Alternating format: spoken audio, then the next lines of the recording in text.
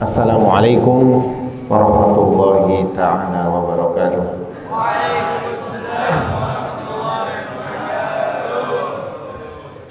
Alhamdulillah, nasta'inuhu wa nastaghfiruh wa natubu ilaih wa na'udzu billahi min shururi anfusina wa sayyiati a'malina.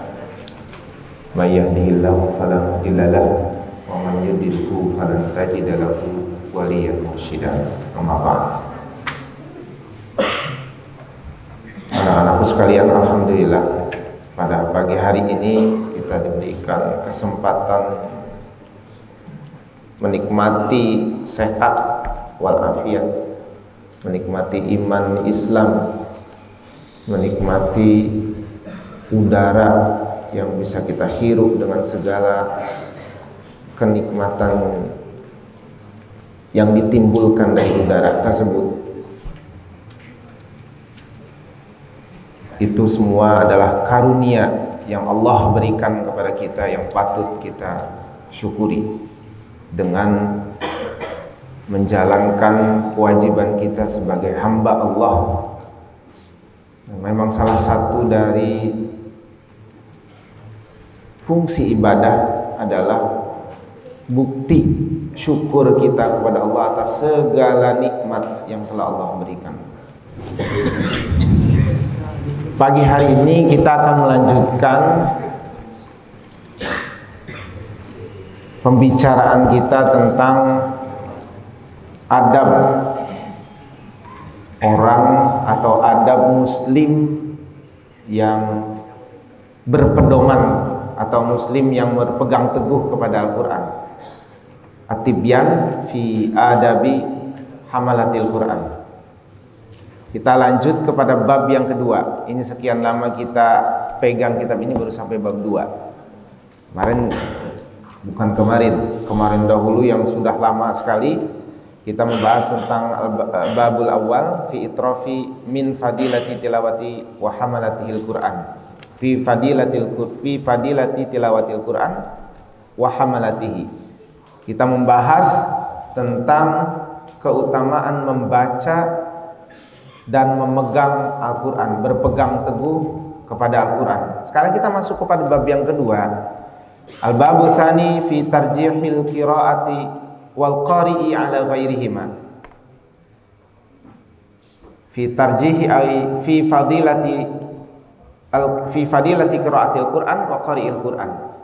Kita akan membahas tentang keutamaan membaca Al-Quran dan keutamaan orang yang membaca Al-Quran ala ghairihima, terhadap atau atas, keutamaan atas membaca dan pembaca selain Al-Quran.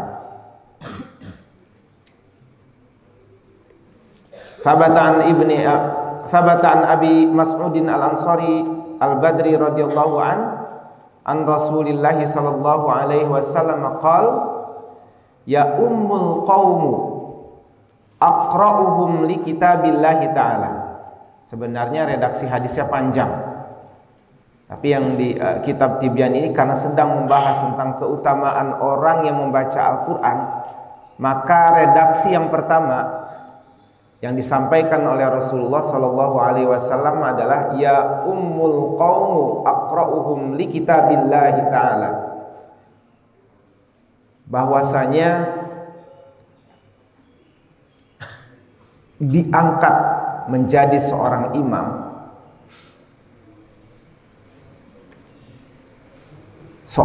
seseorang itu diangkat menjadi seorang imam dikarenakan aqra'uhum li kitabillahi ta'ala ay afsahum.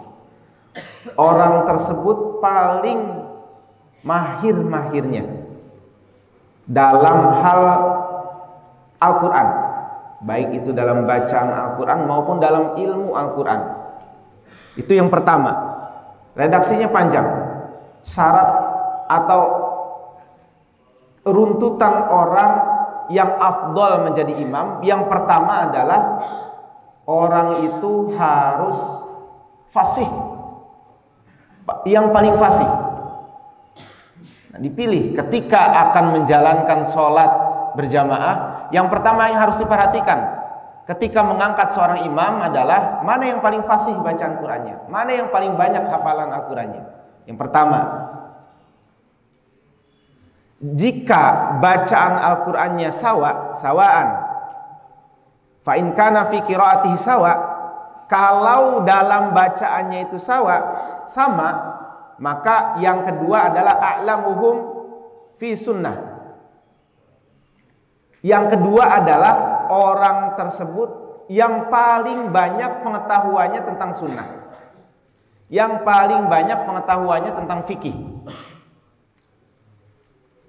Nih bacaan Qur'annya, hafalnya sama 30 juz, sama-sama 30 juz, sama-sama hafiz. Kalau yang perempuan mau mengangkat imam, dua-duanya hafizah.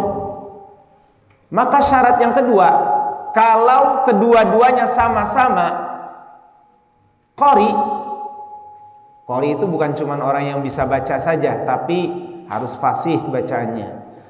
Setiap hurufnya, makharijul hurufnya, sifatul hurufnya, ulumul Qur'annya sama semuanya. Fasihnya sama, nggak cadel, nggak ada yang cadel, dua-duanya nggak cadel. Fasih satu-satu hurufnya, dari huruf bisa bedain sin, shin, za, ja, ta, dal, semuanya bisa dibeda, semuanya fasih, dua-duanya sama, bisa diukur sama orang. Hafalannya sama 30 juz, nggak ada yang satu hafalnya 30 juz, yang satu hafalannya 35 juz. Ada nggak 35 juz? Nggak ada yang lebih. Sama-sama 30 juz, nggak ada hafalan 35 juz. Aneh kalau ada. Sudah hafal 30 juz, sudah. Berapa lagi yang harus dihafalkan? Udah 30 juz, nggak ada lagi. Paling mentok 30 juz. Ada Al-Quran lebih dari 30 juz? Nggak ada. Sama-sama 30 juz.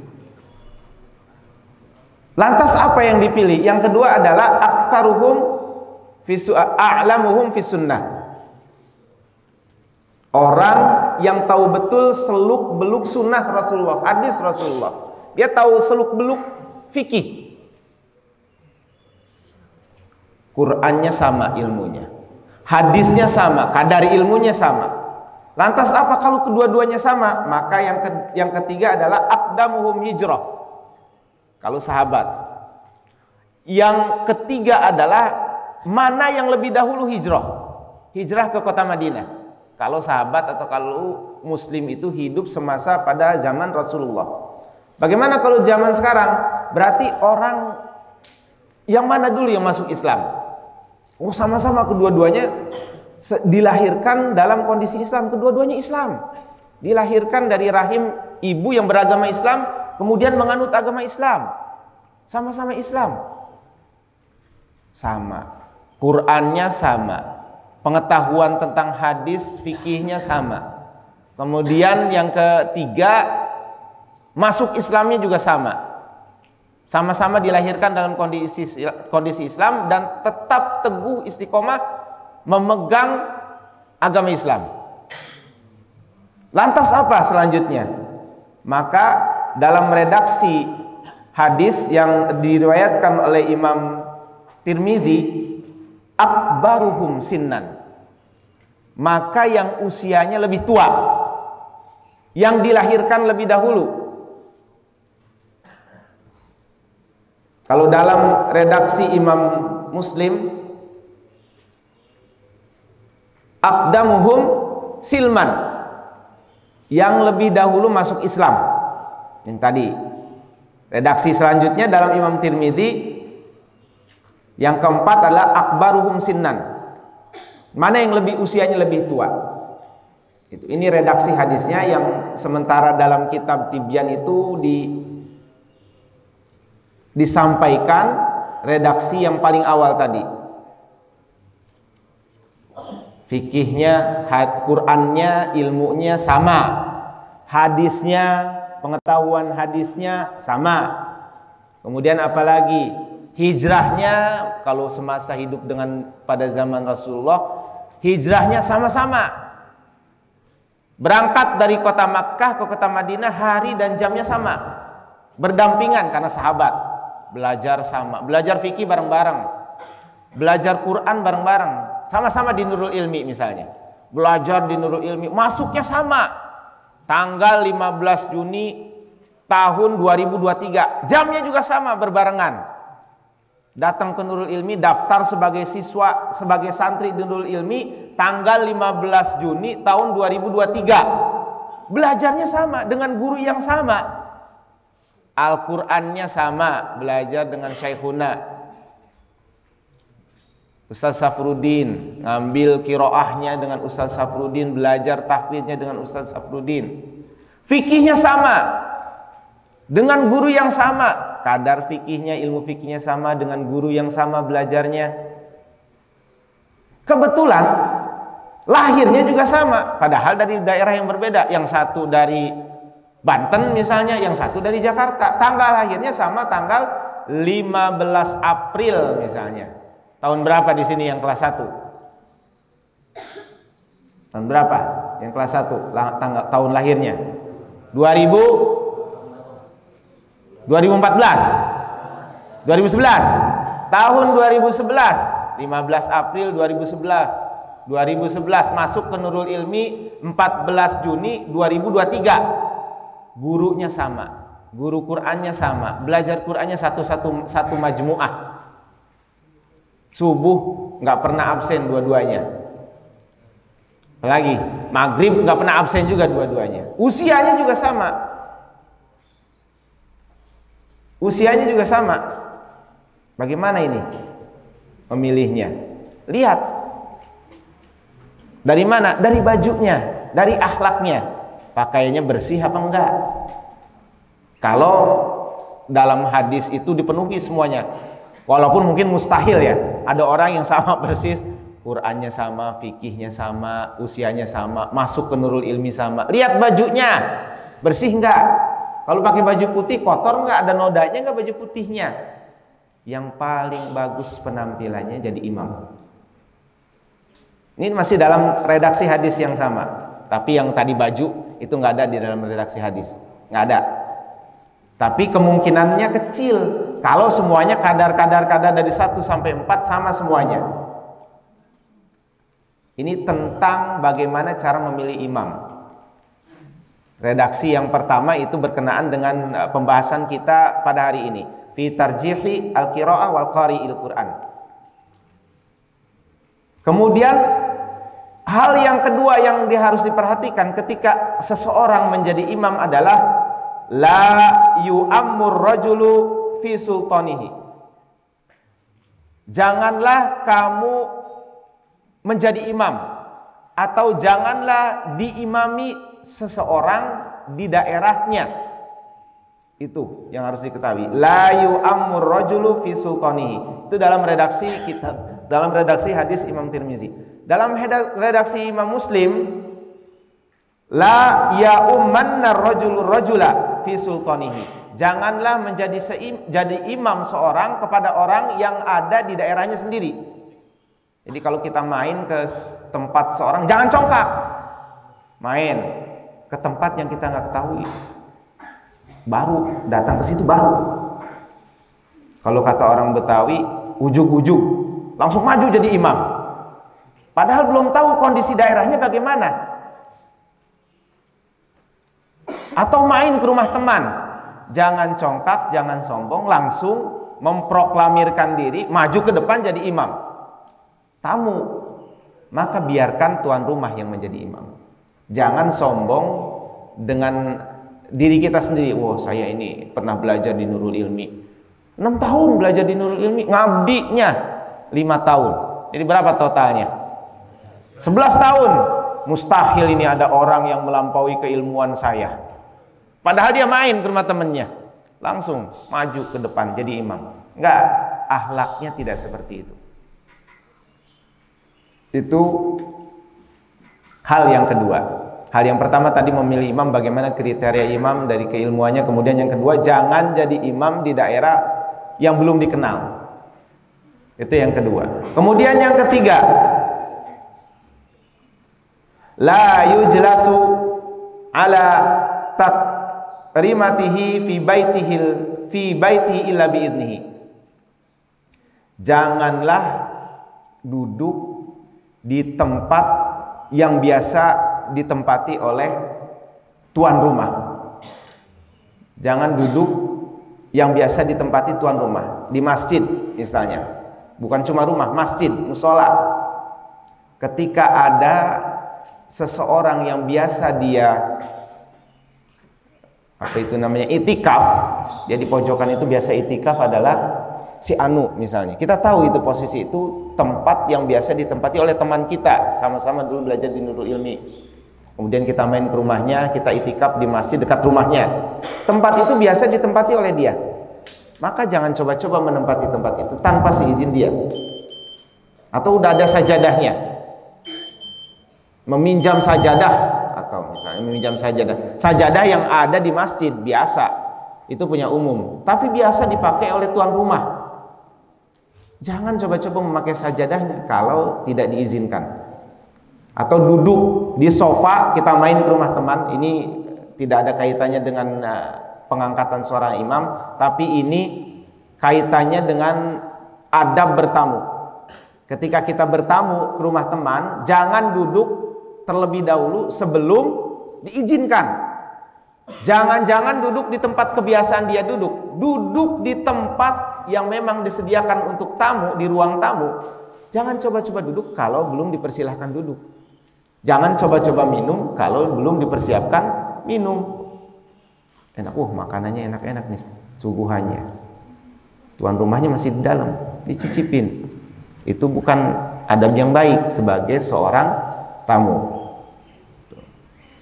Kalau dalam redaksi Imam Muslim, la yuq'adu fi baitihi ala takrimatihi.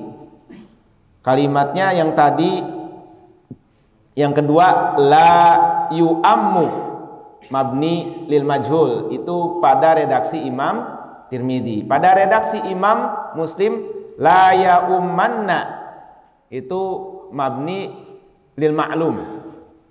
Kok beda antara Imam Tirmidzi dan Imam Muslim? Kemudian pada redaksi yang ketiga tentang adab seorang tamu, la yujlasu, dalam redaksi Imam Tirmidzi. Dalam redaksi Imam Muslim, la yuq'adu.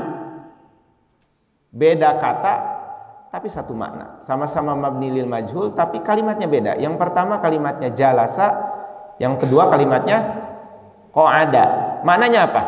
Dalam bahasa Indonesia sama-sama duduk tapi maknanya beda, tapi menggunakan lafaz yang berbeda. Ini perbedaan antara hadis dengan Al-Quran. Sebagaimana dulu pernah sebelum-sebelumnya kita pelajari di tarikh tasyri' tentang pengumpulan Al-Quran dan pengumpulan hadis.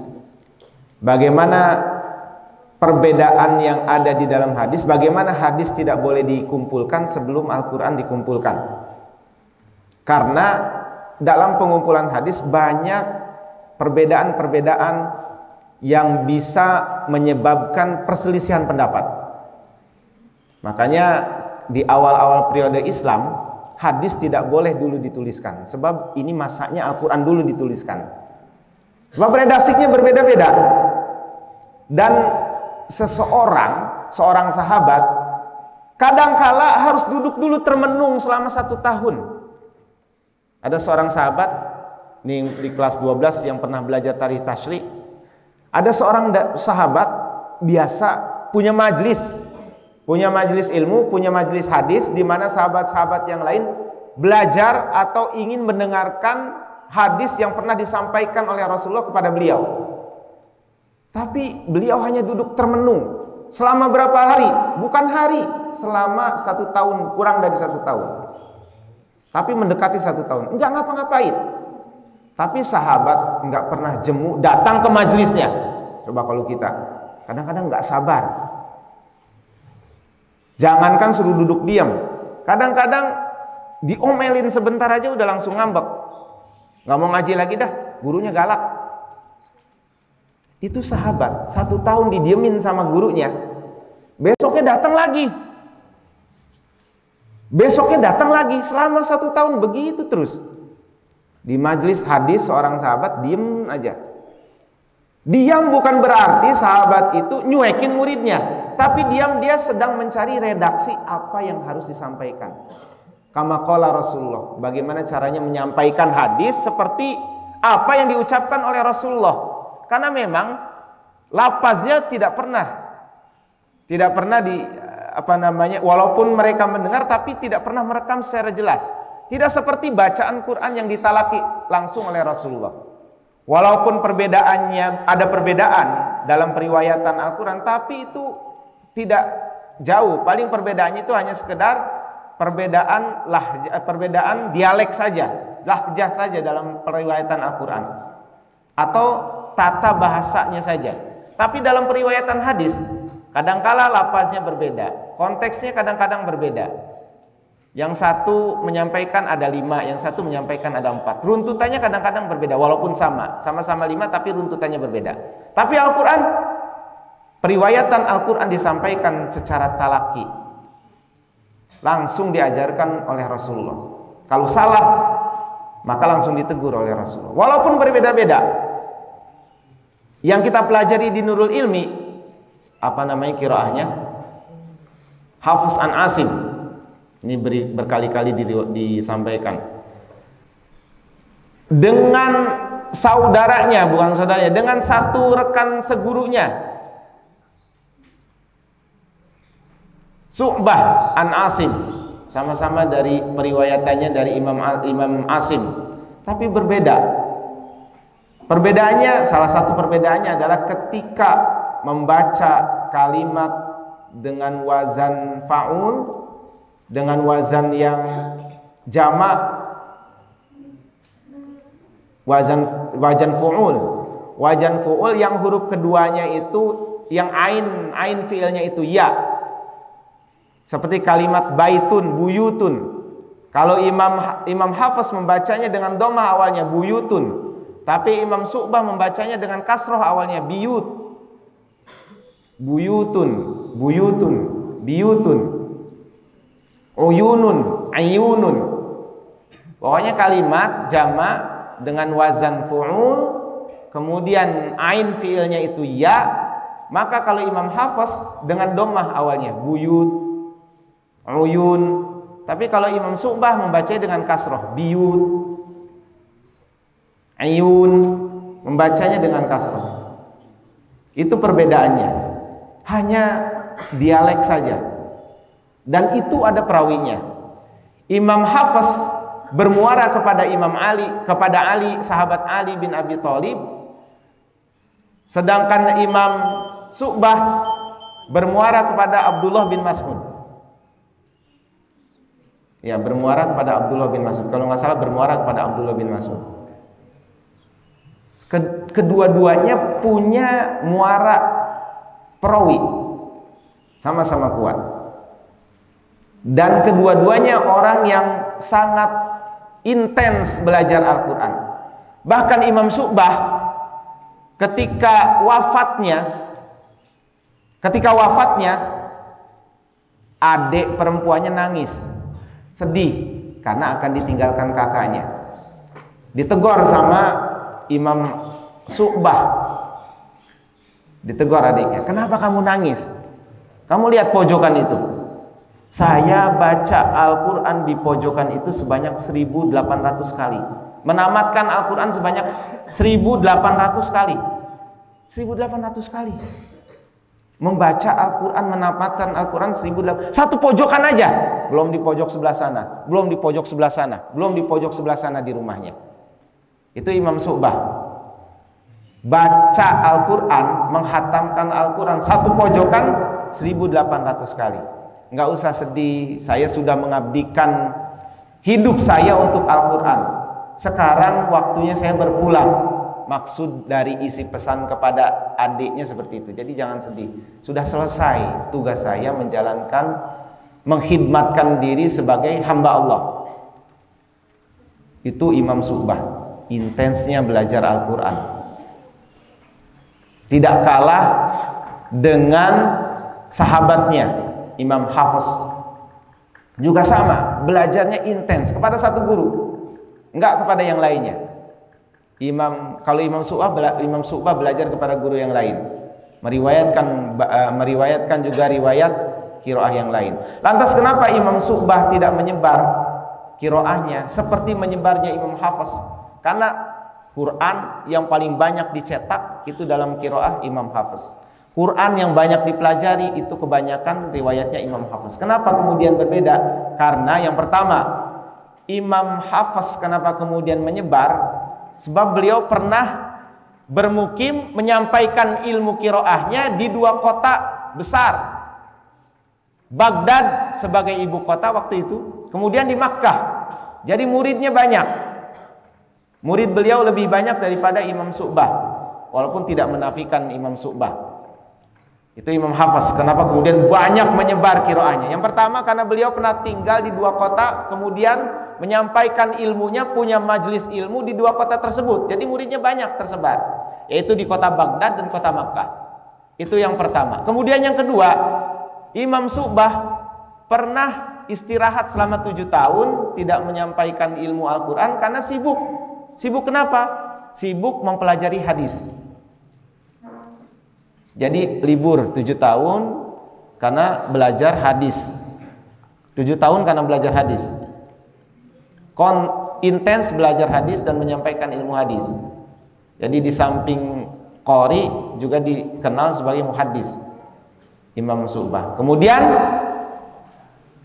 yang selanjutnya, karena memang pada masa dinasti yang ketiga, pada masa dinasti Utsmaniyah, Turki Utsmani, kiroah Hafiz itu banyak disebarkan atau menjadi kiroah resmi kekhilafan pada waktu itu yang wajib dipelajari oleh semua masyarakat yang ada di kekuasaan Turki Utsmani. Maka itu yang menjadi penyebab kenapa kiroah Hafiz itu banyak tersebar dan banyak dipelajari di belahan dunia. Itu mengenai perbedaan antara kiroah Al-Quran dengan hadis. Jadi kenapa tadi disampaikan antara riwayat Imam Tirmidzi dengan Imam Muslim berbeda. Itu baru baru komparasi dua imam. Baru kita mengkomparasi antara hadis tentang tentang keutamaan mengangkat imam dari orang yang paling fasih Qur'annya. Orang yang paling fasih Qur'annya. Itu baru satu hadis dan baru kita komparasi dari dua imam. Belum lagi dari imam-imam yang lain, belum lagi hadis-hadis yang lain. Jadi banyak hadis yang redaksinya berbeda-beda. Itulah kenapa kemudian Umar bin Khattab sampai memukul seseorang yang menyampaikan hadis, yang intens menyampaikan ilmu hadis ketika Al-Quran dikumpulkan. Bukan berarti Umar itu kejam, tapi Umar sayang kepada umat Islam. Nah, Umar sayang kepada umat Islam. Jangan sampai tertukar antara Al-Quran dengan hadis. Terjaganya Al-Quran, bukti bahwa Al-Quran terjaga sampai hari kiamat adalah dibuktikan dengan kinerja Umar yang begitu hebat ketika mengumpulkan Al-Quran. Jadi jangan anggap Al-Quran yang kita pegang sekarang itu, wah ini Al-Quran kurang. Ada kan beberapa golongan sedikit orang yang berpendapat bahwa Al-Quran yang kita pegang itu ada surat yang hilang atau ada surat yang sengaja dihilangkan. Tetapi keyakinan Ahlus Sunnah wal Jamaah sudah final. Al-Quran yang kita pegang ini adalah Al-Quran yang memang pernah disampaikan malaikat Jibril kepada Rasulullah. Sempurna, tidak ada kekurangannya.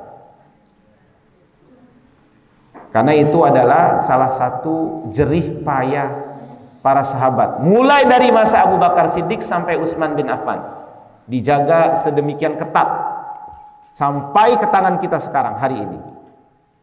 Kita lanjutkan kepada hadis yang selanjutnya. Wa ani bin Abbas radhiyallahu anhuma qala kana al-qurra'u ashaba majlisi Umar radhiyallahu an wa masyawiratahu kahulan kanu aw subbanan. Bahwasanya dahulu orang-orang yang hadir karena al-qurra, bahwasanya dahulu orang-orang yang hafal Al-Quran, orang-orang yang mahir Al-Quran, qurra, adalah ashabu majlisi Umar, adalah orang-orang yang hadir, yang diundang di majelisnya Umar sebagai penasehat Umar bin Khattab radhiyallahu anhu. Wa masawiratuhu, sekaligus ahli suroknya. Kalau sekarang anggota dewan, anggota dewannya Umar bin Khattab adalah qari, orang yang mahir Al-Quran. Kahulan kanu au subbanan, mau yang tua mau yang muda. Umar sangat senang kepada orang yang orang yang hafal, orang yang mahir Al-Quran, sampai diangkat oleh Umar bin Khattab sebagai anggota dewan sekaligus sebagai penasehatnya. Sampai ini redaksinya panjang sebenarnya. Ini berkenaan dengan Uyainah bin Hisn yang mau mengkritik Umar, protes kepada Umar bin Khattab. Ya bin al-Khattab, Ibnul Khattab, itu kata kasar kalau dulu.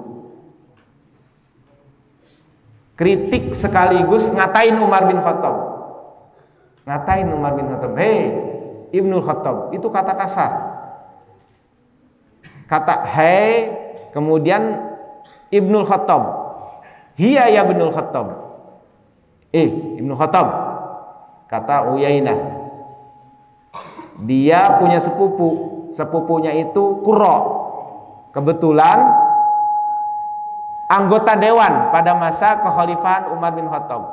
Bilang kepada sepupunya, kamu kan dekat dengan Umar bin Khattab. Cobalah bawa saya menghadap kepada Umar bin Khattab. Saya ingin menyampaikan sesuatu. Dibawalah sepupunya Uyainah. Ketika menghadap Umar bin Khattab, langsung menghardik ngata-ngatain Umar bin Khattab. Hiya ya bin al-Khattab. Ibnu Khattab. Fa wallahi ma tu'tina al-jazl wala tahkumu bil adl. Umar, kamu tidak pernah memberikan kesejahteraan kepada kami.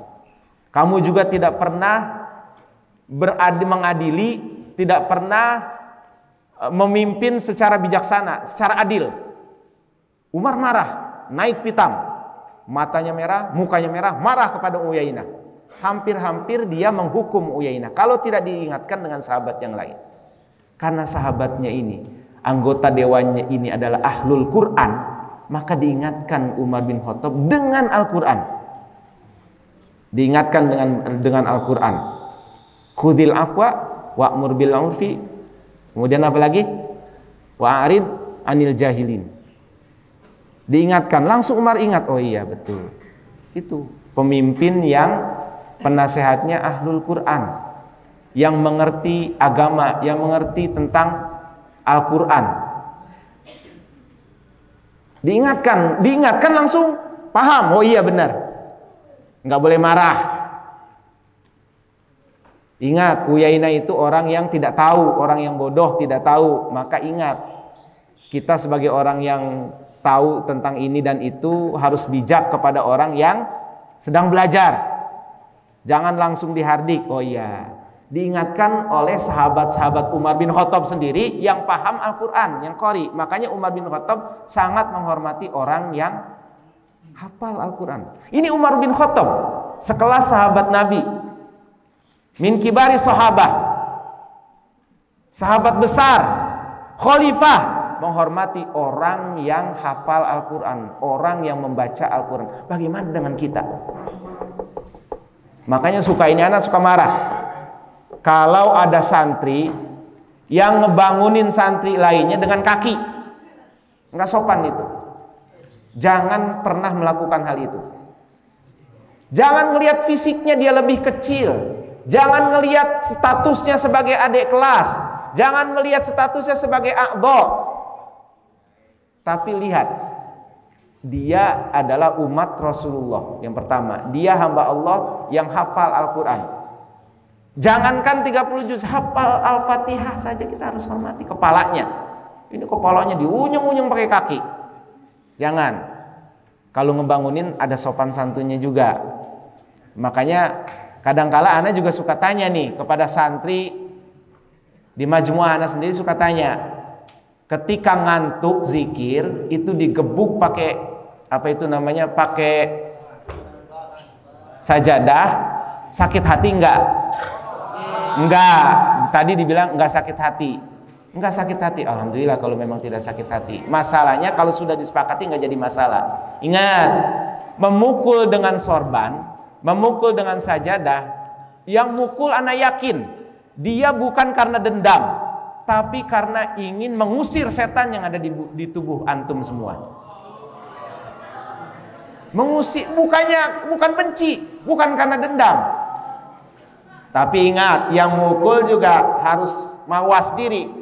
Jangan memukul seseorang karena dendam. Dulu saya pernah dipukul sama kakak kelas saya, sekarang waktunya saya mukul. Itu namanya dosa yang diwariskan. Jariyatus su' namanya itu. Pernah diajarkan benci sama seseorang, dipukul, benci, diturunkan lagi. Wow, saya pernah dipukul dulu. Sekarang saatnya saya memukul. Benci karena dendam. Nah itu kalau seperti itu lebih baik ditinggalkan. Gunakan metode yang lain, jangan dipukul. Kalau memang sudah kesepakatan, ketika memukul itu ada niat saya memukul, bukan memukul orangnya, bukan karena dendam saya pernah dipukul. Oh ini saya mau ngusir, ini ngantuk nih, saya pukul karena bukannya ngantuknya, tapi karena saya mengusir setannya. Dipukul dengan sajadah, bukan karena benci, bukan karena dendam, tapi karena cinta, sayang kepada adik kelas, sayang kepada A'do, supaya jangan kehilangan kesempatan buat zikir, jangan kehilangan kesempatan buat belajar. Dipukul pakai saja, meletak. Tapi bukan karena benci. Dan alhamdulillah, peraturan yang dicanangkan, peraturan yang dilaksanakan di Nurul Ilmi menjadikan kita sebagai sebagai santri yang disiplin.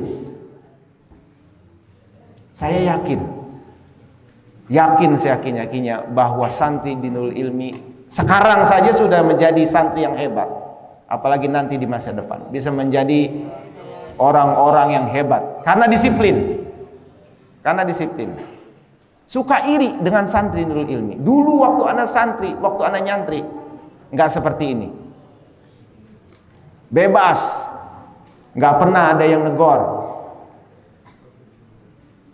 Makanya kehebatan antum di atas anak. Dulu anak mungkin termasuk orang yang gagal. Karena kenapa? Enggak disiplin. Karena memang tidak ada peraturan, semaunya. Tidak menafikan juga santri yang dilahirkan, orang-orang hebat yang dilahirkan dari pesantren-pesantren salaf. Dari pesantren-pesantren bukan modern. Banyak orang-orang yang hebat yang dilahirkan dari pesantren salafiyah. Dari pesantren salafiyah banyak orang yang hebat. Dari pesantren modern banyak orang yang hebat. Tapi anak bukan orang yang dilahirkan dari pesantren salafiyah yang hebat. Bukan termasuk bagian tersebut. Karena kenapa? Gagal. Karena tidak patuh. Karena tidak ada peraturan yang mengatur diri anak sendiri. Dan sekarang alhamdulillah di Nurul Ilmi sudah ada peraturan yang dipatuhi. Orang-orang guru-gurunya hebat-hebat. Alhamdulillah. Apa intinya? Ketika kita belajar di Nurul Ilmi, aturan yang sudah dicanangkan harus dipatuhi. Dan hormati setiap individu yang ada di Nurul Ilmi. Hormati dan sayangi. Jangan sembarangan menghukum kalau karena ada unsur dendam. Nggak boleh. Atau benci. Nggak boleh. Jangan pernah mewariskan kejelekan generasi sebelumnya. Kalau memang itu dipandang buruk, warisilah kebaikannya. Kalau memang peraturan itu misalnya ngegebrak santri yang tidur dengan sajadah, dengan dipukul dengan keras, letak. Kalau memang itu sudah kesepakatan dan tidak ada unsur benci, tidak ada unsur dendam, dan santri patuh dengan hal itu dan dia paham, oh ini kakak kelas saya sayang sama saya, dipukul bukan karena dia benci, karena dia sayang. Ini yang dipukul bukan raga saya yang dipukul, tapi setan yang ada nempel di bahu saya nih. Dipukul beletak, oh kabur setannya, langsung bangun, bangkit. Maka lanjutkan hukuman itu. Tapi kalau kakak kelas nih, kalau pengurus menghukum adik kelas, menghukum A'do karena unsur dendam, lebih baik ditinggalkan. Nggak usah ada pukulan-pukulan seperti itu. Cukup dipegang bahunya, orang juga akan mau bangun. Pegang bahunya, bangun. Bangun. Atau ditepok pipinya, bangun. Kalau memang memukul itu bisa menyakiti hati dan ada unsur dendam di hati, maka hilangkan. Kalau hukuman itu sudah disepakati, kemudian hal itu sudah ada dalam diri pengurus, oh saya tidak ada unsur dendam, tidak ada unsur menyakiti, hanya ingin supaya setannya itu kabur, maka ada hikmah di balik itu. Dan santri yang dihukum jangan sakit hati, tolong jangan sakit hati. Ana nanya, makanya di majmu ana nanya, sakit hati enggak dipukul? Enggak, alhamdulillah, enggak sakit hati dia. Jadi jangan sakit hati. Sekali lagi, kalau dipukul, dihukum sama pengurus, jangan sakit hati. Itu bukan menyakiti, tapi sayang. Tapi pengurus juga harus mawas diri. Kalau menghukum karena dendam, kalau menghukum memukul, bukan memukul, mengingatkan dengan gebrak apa itu namanya sajadah, karena ada unsur dendam, karena ada unsur ingin menyakiti, lebih baik ditinggalkan. Oke, kembali lagi tadi, individu yang sudah hafal Al-Quran, Umar bin Khattab saja bisa menghormati orang itu, apalagi kita, umat yang jauh hadir, jauh dari masa Rasulullah. Maka sudah sepatutnya kita menghormati setiap individu. Jangankan kita dituntut nih menghormati non-muslim, menghormati sesama warga negara, menghormati non-muslim, sementara sahabat kita, sementara seorang sesama muslim kita tidak hormati. Mau jadi apa? Coba hormat sama non-muslim, hormat sama orang-orang, sama, jangankan sama sesama manusia, binatang kita sayang, kita elus-elus, kita kasih makan mahal, perawatannya segala macam. Sama orang gak ada hormat-hormatnya. Bagaimana ini? Sesama muslim gak ada hormat-hormatnya. Ya, maka daripada itu mulai detik ini, setiap individu yang ada di Nurul Ilmi harus kita hormati. Mau kecil, mau besar, mau adik kelas, mau kakak kelas, harus dihormati. Karena bisa dipastikan dia ahlul Quran, punya hafalan di kepalanya, minimal Al-Fatihah. Harus dihormati. Jangan ngebangunin temennya pakai kaki, bangun, disepak pakai kaki. Jangan. Bangunin yang sopan. Ya, sebab itu ahlul Quran. Nurul Ilmi itu ahlul Quran, santri hebat yang akan jadi orang hebat. Jadi jangan dihinakan dengan telapak kaki. Ya, jangan dihinakan dengan telapak kaki. Tolong itu diperhatikan. Naam, al-babu tsalits wallahu fi ikrami ahli Quran wallahu a'lam bishawab. Hadanallahu wa iyyakum ajmain. Tidak panjang lebar, cukup sampai di sini. Mudah-mudahan apa yang sudah disampaikan tadi bermanfaat walaupun sedikit. Subhanakallahumma wa bihamdika asyhadu an la ilaha illa anta astaghfiruka wa atubu ilaik. Assalamualaikum warahmatullahi taala wabarakatuh.